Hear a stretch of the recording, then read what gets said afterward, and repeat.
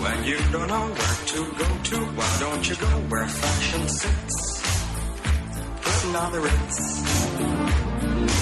Different types who wear a day coat, pants with stripes, and cutaway coat, perfect fits. Putting on the Ritz. So, welcome to Kiddo and Janko, Wednesdays at Lunch. Burger Edition. Today we went to Copoli 2. And I mentioned this to you while we were there. Really? They used to have a 2 on the sign. I don't think it's there anymore. Huh. Because there was another Copoli, or I guess there still is, near Vondo Metro. I think that one's shutting down. Okay. I don't remember you telling me that at all. I didn't mention it, no. Oh, you didn't? I'm telling you now. Oh, I thought you had told me. I just was like, No. oh, I zoned out. Copoli Burger just blocks steps from your doorstep, Matthew. Yeah. What do you think of first impressions? First impressions of Copoli Burger. I realized I had been there once before, actually. Mm-hmm. No, it was a nice place. Actually, my very first impression, I felt like the cream of the crop going in there. Oh, how so? Why? Bunch of high school kids. Yeah, so we seem like really respectable folk. Yeah, we walk in there right away. The guy at the counter, he's pointing over at one of the booths with a reserved sign, a little wooden reserve sign. He's pointing there, like, sit there, sit there.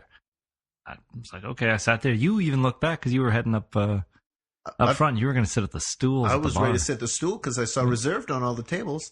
Do you think the reserve sign is just to like keep those kids away from primo tables? Yeah, keep the riffraff, the undesirables out. The undesirable element of teenage students. Yeah, because they got to eat fast. They got an hour tops, 40 minutes, I think. Well, I don't know. I don't know what the school system is like anymore. I don't what the lunch breaks are like anymore. I don't think it changed that much. You never know. Set in stone. So we got a booth. Yes. We were like high rollers. We were putting on the Ritz. We walk in. We've got a reserved table for us. Sat down. We didn't spend much time with the menu. No. Kind of knew we were getting the burger. Yeah, you knew right away. I wanted to look, but I checked. But then I was like, "Yep, that's correct. That is what I want. A burger." You kind of wanted pizza. I did kind of want talking pizza. about pizza the whole way. As soon as I saw you, I asked about this pizza place that's even closer than Copoli is to your apartment. What's the name of that place? Bracco or something like that? Baracco? Baracco? Yeah. Baracco Bracco? Pizza, I think. Isn't it the name of an actress, Lorraine Bracco? Oh, no, I have no idea. I know, isn't that the name of a Street Fighter character? Baraka? No, I think Baraka is a Mortal Kombat character. I always get them confused. Yeah. So Mortal Kombat is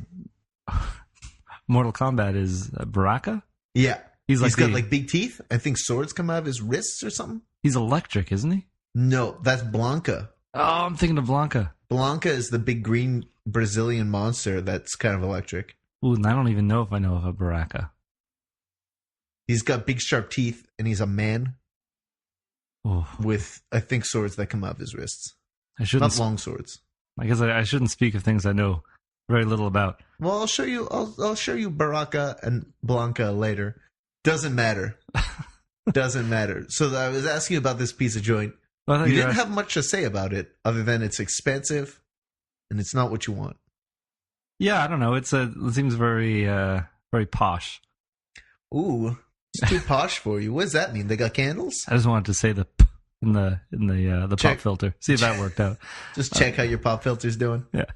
So what? They got candles and glasses made of glass? No, but it got those old light bulbs hanging from the ceiling. The old light bulbs? Right, you see the filaments in there. Yeah. Okay. You know the way restaurants do. But I know what you mean. Yeah, just expensive for little flat pizzas. You order one. There's like a salad on it. So you prefer a thicker pizza? Yeah, pizza. How about a Pizza Hut pizza? Yeah. So like a deep dish. What are you getting when you go to Pizza Hut? I haven't been to Pizza Hut in a long time. When I go to Pizza Hut, I usually get spaghetti. Yeah, it's true. You brought that up last week. Yeah, birthday spaghetti. I feel there's been a few times that I went to the Pizza Hut up off of DeCary. for lunch because they have like a pizza buffet at lunch. And I think, why the hell not? And I went there twice. I think the second time I went all alone, and I waited, must have been 20 minutes to try and get a bill. I was like waving at them, and I got up and just went to the cash, and there was just no one there, and I knocked a few times. And I was like, I'm not going to wait more than 20 minutes to pay. I'm out of here. I'm sorry. I'm trying to pay you. And months later, they were closed. Oh, no. I feel like I may be responsible, solely me, for the closing of this Pizza Hut. It was the last straw. I feel like maybe a lot of other people did that, but you were the one that was like, well, it happened again. I'm the final straw that broke the camel's back. Plus, I ate plenty. So, I think I got my money's worth, which was, in the end, no money. Yeah. Yeah. I've done that. So was that the only restaurant you've dined and dashed in? Only one other. And it was years ago, maybe 7 or 8 years ago now, where I was with a friend. We got our bill, and it was just wrong. It wasn't our bill. We sent it back, and he came back, and there was like, our bill, but with a bunch of other stuff. We're like, no, what are you doing? And he came back a third time, and the bill was still wrong. And then when we sent it back the third time, my buddy just like ran out the door. I was like, I guess I'm following. Did you run after too, or did you just walk out? No, I ran out too. I was like, well, whoa. And we ran like 2 blocks, and we were like, all right, I guess, why'd you run away? Like, really, our bill ended up being like, it would have ended up, what we ate was maybe no more than $25 worth each. Yeah. I think he didn't want to deal with this incompetence. They ran. Yeah. Does that remind you of anyone? Who should it remind me of? You. I remember one of the first times I went downtown to visit, or I don't even know, I think it was when we were in school. And I was new to downtown. I don't know. There's homeless people down there, and one guy walks up to you, and he all I see is this old man. He holds out a deck of cards with stickers on them. Yeah. And he just starts talking to you, and you was like, no, man, no. And then he keeps talking, and you just run away. You just started to jog, a hefty, pretty fast jog away. And I was left there, and I had no idea what just happened. And I apologized to him, and I'm like, I'm sorry. And then I ran after you. I wasn't running away from him. I was trying to catch up to you because you were like halfway down the block. I totally forgot about that. Oh, I remember that every time. And that's how I felt you would always get away from any situation after that. But were we like running late for the train already? No. I don't think it was entirely fear-based, my running away from this man. I just thought you were raised as like, anyone tries to sell you cards with stickers on them, you run. Yeah, it's bad news. And he was trying to get money. If you took one of those cards, he'd stay like, okay, it's $5, but at least he had something. I guess that's true. But I had no idea. I feel like we didn't have time for that at that time. For me to stand there and talk to him for a minute and say, no, I'm sorry, sir. It was like, we're already running late. We don't really have time to stop. Someone's talking to me. I gotta just run out of this situation. See, I wasn't on the same page. I just was left standing there. Why didn't you come running? Well, you did come running. Well, eventually, but I stopped and apologized to him first. I love the idea that, like, he goes, excuse me, sir, my family needs money, and I take off running. And then you're like, oh, I'm sorry for my friend, sir. He doesn't know how to deal with people. And then you take off running. He doesn't like card tricks. Oh, my gosh. Yeah, I did. That did happen. Yep. I think there was a little fear. Maybe. In my heart. You were new to the city. I was new to the city, too. You were still soft. We were like teenagers. We were like maybe 16. Yeah. And hadn't spent much time in the city. No. At all. Now we're hardened. That's it. People come up talking about belly tumors and medication, and we just, I told you that story too, or did you tell me that story? I told you that story, and then you told me we both met the same guy. Yeah. Okay, what was his story for you? He had a very complicated story for me. For me, he met me underneath a bridge at around 2 a.m, and he was saying that he is. What do you mean under the bridge? What were you doing under the bridge? It's a different story. No, it's an overpass. I was walking home. Okay. But he stopped me and he was saying how he was out of town. He was from out of town. He had to he was just at the hospital. He had to pick up this medication, but all of the pharmacies were closed. And he was kind of upset about that. He's like, this is the only place in the world that closes pharmacies at this hour. And I was like, that's probably not true. Like, you could... Anyway, he said he spent all his money on the bus to get here for his medical treatment, and that the banks were closed too, and he had a check, but he would have to cash that the next day.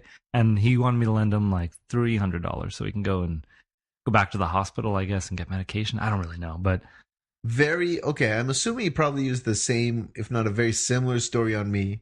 He ran into me and started by asking if I speak French. I say no. So he goes, oh, good, and starts speaking English. It's a tricky trick. Well, he did that to me too. He's like, anglais, français, English. And then, I say English, and he's like, oh, yeah, I don't know what it is with all these, everyone just speaks French around here. God damn. But had I said French, he'd probably go on about the other way. Yeah. Similar story. He took the bus in.